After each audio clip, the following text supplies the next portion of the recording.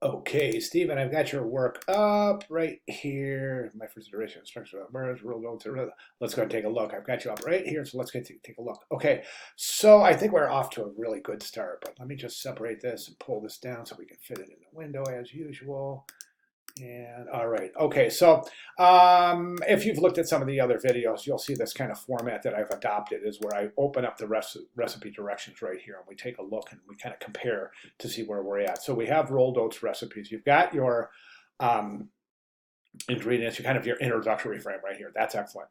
So in your first frame, you're showing your ingredients. So right now, I think the color, we want to talk about color a little bit. In infographics, color is extremely important because items can't be similar hues because they could be confused for similar items. Okay, so for example, right now, the honey and the oats are the same hue. And that could be confusing, very confusing. Let's go ahead and make those very distinct differences between the color of the oats and the color of the honey. Conversely, the butter is more green than yellow, so we want to get that to be definitely yellow.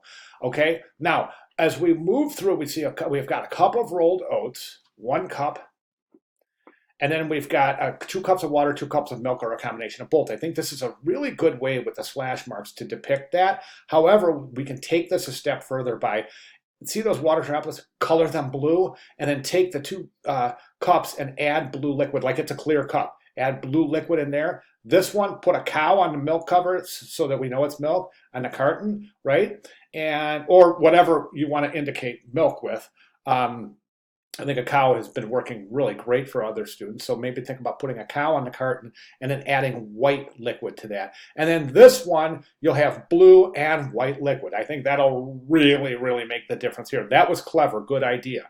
Over here we have, so we're bringing the 2 cups of water, the milk, and a combination of both in the pan and bringing to a simmer. Okay, you're stirring often. You've got a low heat to indicate that's great right there. Let's get some color in that knob somewhere. Okay, this is confusing right here. These look like question marks. I know they're supposed to be steam, but they look like question marks. The first thing I said, I thought, what?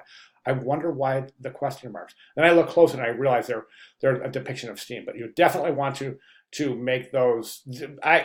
Those can't resemble question marks because if a viewer sees question marks in instructions, their mind is going to go berserk. They're going to go, well, wait a second, what am I supposed to do? Do you see what I'm saying? I know I'm over exaggerating, but keep that in mind. Okay, so then you have add your flavoring, salt, butter, etc. That's fantastic right there. Now, and then over here you have again you have the same temperature control. And then we have stirring frequently for 10 to 20 minutes. That's good right there. Excellent. 10 to 20 minutes. That's excellent. Oh, then you have add your other goodies, ingredients, and then enjoy. Now, a cup. So I think that other than those couple of hiccups at the beginning there, I think it's very, very effective. Is in terms of your illustrations, there's a couple of things I would recommend. The bowl looks like it was freeform, hand drawn with a pencil tool, as opposed to using shapes. I would recommend using shapes in the Pathfinder tool. That'll give this bowl a little bit more precision. Right now, we can see it's lopsided here. It's not even. It looks like everything else is so carefully crafted, and then the bowl just seems like it was kind of thrown together. And I don't mean to sound derogatory, but that's what I'm kind of the feeling I'm getting. So let's add some TLC to that bowl, and that bowl right there. And then other than that, I think you're stylistically pretty relevant. Good job. The little line on the counter adds depth. That was a good touch right there. Again, I think we should add some sort of color or some other sort of visual indicator to the temperature control. Just so it doesn't get lost. Everything has color, and if something you present without color, oh, by the way, the water and the milk, over here, you can kind of just depict that as kind of flattening out there. Again, as if it were a clear cup. You might want to separate those 2 cups a little bit too.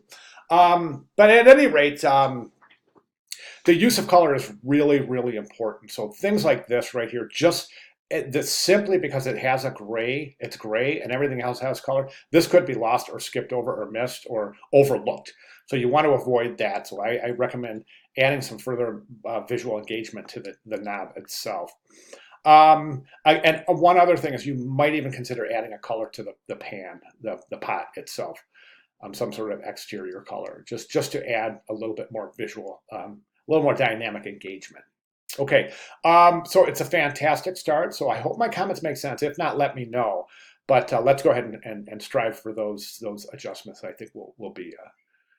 I'm also noticing that the glass right here, this oval right here, again, it looks like it was drawn and not used as a shape. Now, remember in illustration, you can combine shapes to create elements, and you get a great degree of precision in that regard. But this looks like it was hand drawn. The bowl definitely looks like it was hand drawn with a pencil tool or something similar. Okay. All right. Again, any questions at all, please let me know. Thank you very much, Stephen.